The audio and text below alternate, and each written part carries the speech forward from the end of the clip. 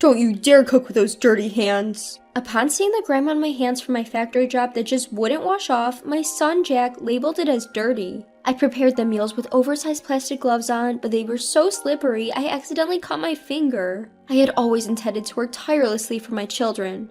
However, my eldest son Jack was ashamed of me. My name is Emily. After getting divorced in my 30s, I leveraged my hairdressing qualifications and juggled part-time jobs at a barbershop and a factory to raise my 2 sons.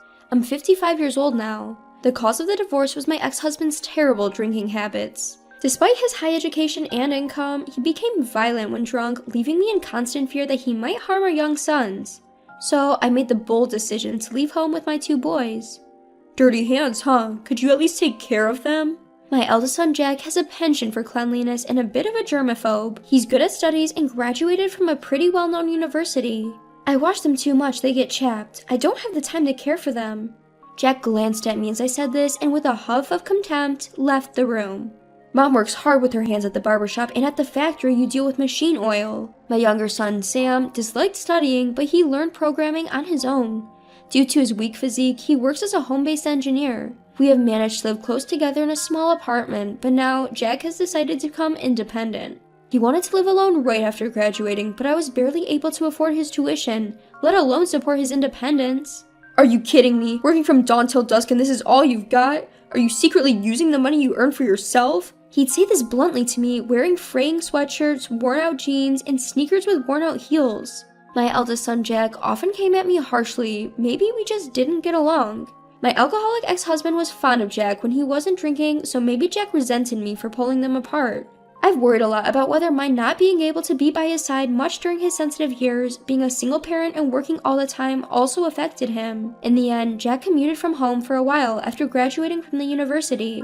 When he found out I had managed to set aside some money, he said, "Having parents who don't know how to make money efficiently is a struggle." He then quickly took the money I offered and left without even telling me where he was moving to. Ever since Jack found out that his father, whom I had separated from, had a high education and high income, he criticized me for separating from my husband, saying, "Even if he was just a bit of a drunk, if I had stayed with the one who had a lot of money, I might have had better treatment." Despite being such a tough character, the independence of my firstborn, for whom I had suffered, was both joyful and lonely. I shed some tears and went to sleep that day. Even after that, whenever he was a bit short on money, he would come home, take the money I had earned and saved, and although my younger son Sam tried to stop him physically, he would end up losing to his physical strength and letting him take it, making it hard for me to save money for my old age. One day, I got a message from Jack saying he was getting married. "I've arranged for a meeting with the family, so make sure you don't embarrass me. Make sure your clothes and hair are in order before you come." Even he warned me, but I was very happy. If he had someone important in his life, Jack might change. I thought he would naturally learn about love, something I couldn't teach him from the woman who was to become his wife. However, there was no context for a while. I anxiously waited for the schedule for the meeting, but I also had work, so I went to my part-time job at the factory as usual.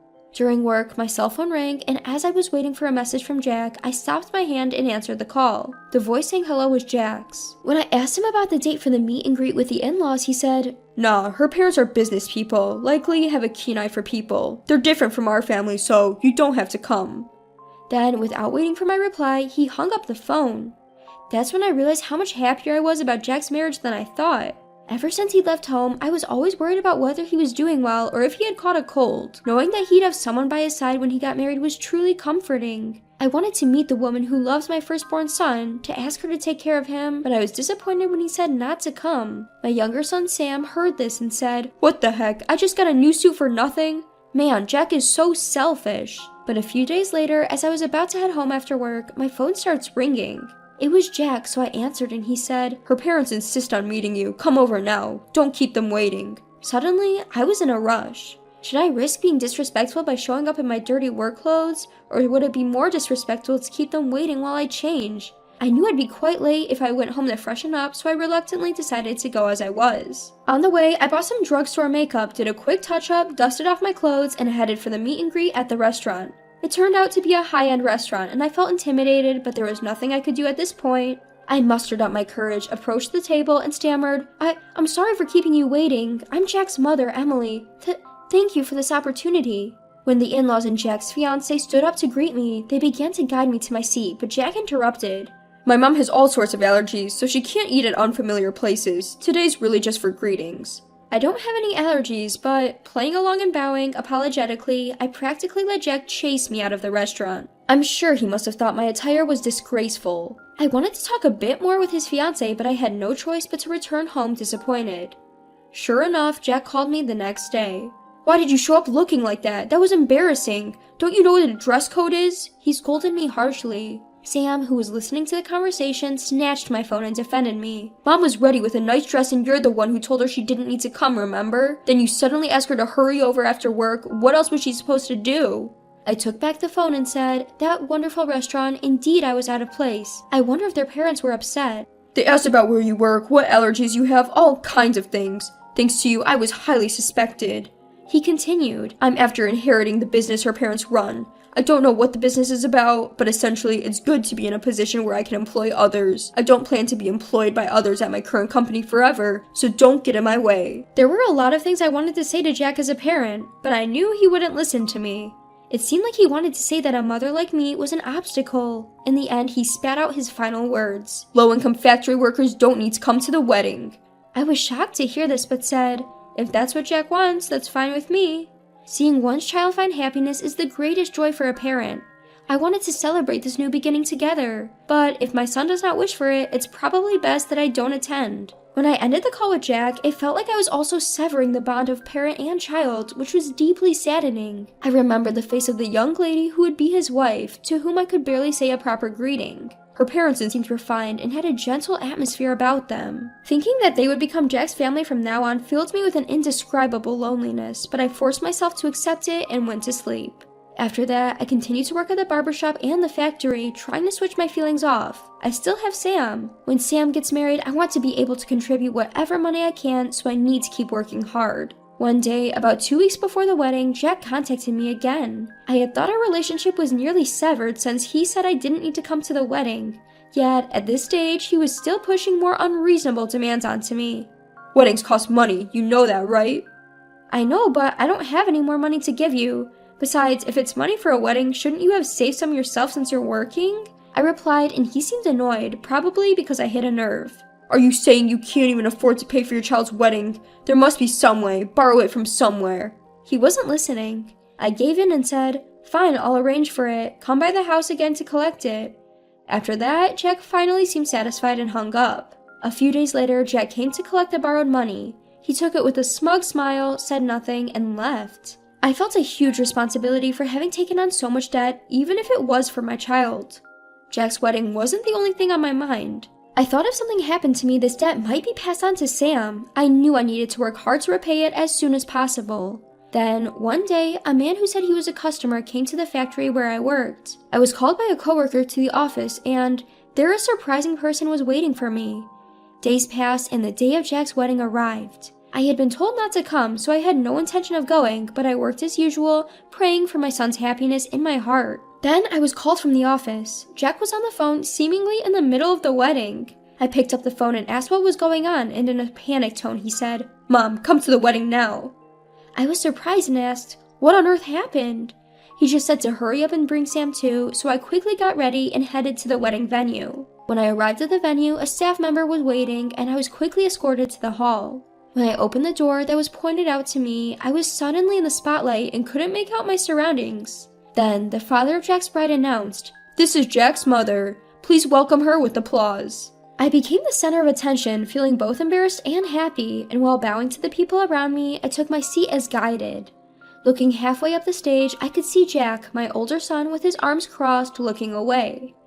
Dressed in a new suit, it appeared as if he was embarrassed or possibly angered by his mother being introduced in front of so many people. Then, there was my younger son Sam beside him saying, "Don't mind Jack, let's have fun. We've been invited by the bride's father himself." That's right. The man who had come to visit the factory before the wedding was the father of Jack's bride. When the bride's father had asked Jack why his mother wouldn't be attending the wedding, Jack had been vague in his reply, so the bride's father had taken the trouble to visit the factory. Even Jack couldn't defy the bride's father. Meanwhile, Sam was starting to dig into the feast before him, exclaiming how delicious it all looked. Thanks to Sam's cheerful and kind demeanor, I could truly appreciate the joy of witnessing my son's special moment in such a grand setting. After that, the wedding reception progressed in a friendly manner, reaching its climax and ending without a hitch. When we finally left the venue, I felt relieved as I managed to convey my blessings to both Jack and his bride. Taking a breather, I went to express my gratitude for the day to the bride's parents. As I peered into the family waiting room, that's when it happened. "Don't get too comfortable. You're only here because your father-in-law felt sorry for you," I heard someone say. Turning around, I saw Jack, who continued, "This isn't a place for a factory worker who's down on her luck." Suddenly, behind Jack, the bride's father, who had been absent until now, said, "Jack, are you still talking to your mother like that?" Caught off guard, Jack turned around, making a surprised face before freezing in place. "Do you understand how much financial hardship you caused your mother? It's not just tuition fees, but moving costs when you left home, wedding expenses, and even the money you've taken from your mother to supplement your irresponsible lifestyle." The father of the bride addressed Jack. Jack couldn't respond to this. He just looked down, biting his lip. Then Sam, who was beside me, chimed in. "You had Mom take out a payday loan for the wedding expenses, didn't you? $10 million wouldn't have been enough, right?" Jack, no offense, but I did a little research about you, the bride's father said as he received a small paper bag from his wife standing nearby, then offered it to me. I accepted it, not knowing what was inside.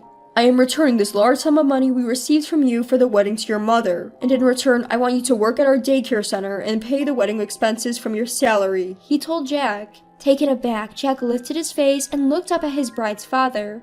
The bride's father's business was a private daycare center. "But when you say work, I don't have any qualifications to be a childcare worker, and I've never worked with small children. Do you mean helping with the business as a manager?" Jack asked, sounding uncertain.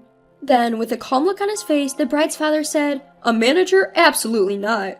The people who entrust their children to us are hardworking mothers who do it for their families."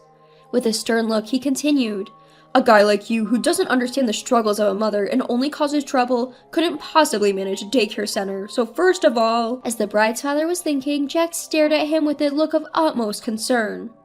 "What you need is cleaning the dirty toilet the children used and wash cloth diaper at our nursery," he said with laughter. Unable to hide his shock, Jack's eyes widened and he lowered his gaze, clenching both his fists tightly. Seeing Jack in such a state, at first for me, I was taken aback, and the mention of daycare center jogs my memory. "Could your father be... Is he Mr. Allen?" I questioned, an unexpected realization dawning upon me. The bride's father clapped his hands together, saying, "My dear, you finally caught on." It dawned upon me that the bride's father was the very same daycare teacher who looked after my kids back when I had just separated from my ex-husband. I also recognized his wife, who had been a daycare teacher alongside him during those times. "My dear, you've had a tough time. Just remember, we're on your side now," she assured me, reaching out to take my hand in a comforting grasp. After a while, Jack quit his job. He and his wife moved to work at the daycare center run by his father-in-law. The bride's parents made a promise. Until they repaid me every cent Jack had taken from me, they would deduct a set amount from Jack's monthly salary. "Jack needs to earn his childcare certification and gain a wealth of experience while working. There's plenty of time before he'll need to take over my role," said Mr. Allen, the bride's father, smiling cheerfully next to Jack, who wore a strained smile. Feeling truly thankful to Jack's new family, I continued to work, encouraged and optimistic about the future.